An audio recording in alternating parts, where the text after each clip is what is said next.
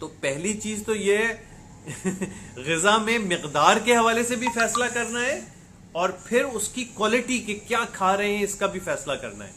اور یہ کوئی ایک دو والی بات نہیں ہے، یہ وہ معاملہ ہے جو آپ نے یہ سوچنا ہے کہ ساری زندگی کے لیے ہو. اور اس میں آپ کو پیٹرن بتاتا ہوں کہ دیکھیں آپ اپنا ایک آڈٹ، ایک تو پورے دن والا آڈٹ ہوتا ہے، ایک پورے منتھ والا آڈٹ ہوتا ہے. یہ دو آڈٹ بنائیں. آڈٹ کیا ہوتا ہے؟ دیکھیں گھر میں رہتے ہوئے آپ بڑی آسانی سے صبح ایک کپ چائے آپ نے پی لی، دو چار انڈے، اور انڈے کی زردی لینے میں اب کوئی مسئلہ نہیں ہے. پہلے تحقیق میں تھا کہ بھئی انڈے کی زردی یہ کولیسٹرول کو بہت گڑبڑ کر سکتی ہے، اب زردی کے ساتھ انڈا بھی لیا جا سکتا ہے، ایون دل کا مریض بھی لے سکتا ہے. اس طرح آپ نے وہ چیزیں سوچنی ہیں جس میں پروٹین اور فائبر کی مقدار زیادہ ہو، اور وہ چیزیں جس میں فیٹ یا کاربوہائیڈریٹ ہیں وہ اوور آل اپنی غذا میں کم کرتے جانا ہے. ہو لیکن کم ہو، بہت کم. زیادہ آپ کی غذا کا پورا کانسٹیٹیوئنٹ صبح سے لے کے رات تک، اور پھر یہ ڈیپینڈ کرے گا کہ اپنے ویسٹ کے حساب سے آپ کس سٹیٹس پر ہیں.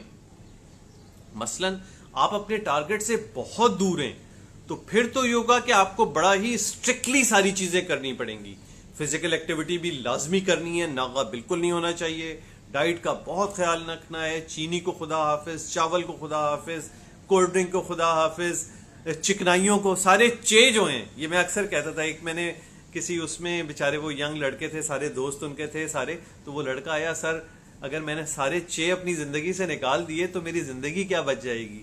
تو یہ، لیکن یہ چے وہ والے چے نہیں ہے، یہ سارے چے چاول، چکنائی، چینی، تو یہ چیزیں آپ نے اپنی زندگی سے نکال دینی ہے. تو یہ سارا بیلنس ڈیپینڈ کرے گا کہ آپ کے ماشاءاللہ ان تمام چیزوں کو چھوڑنے کے بعد پازیٹیو ٹرینڈ، اور پازیٹیو ٹرینڈ ایک دن میں نہیں آئے گا، کم از کم 2 ہفتے، کم از کم 2 ہفتے، 10 سے 15 دن میں آپ پازیٹیو چینجز محسوس کرنا شروع کر دیں گے.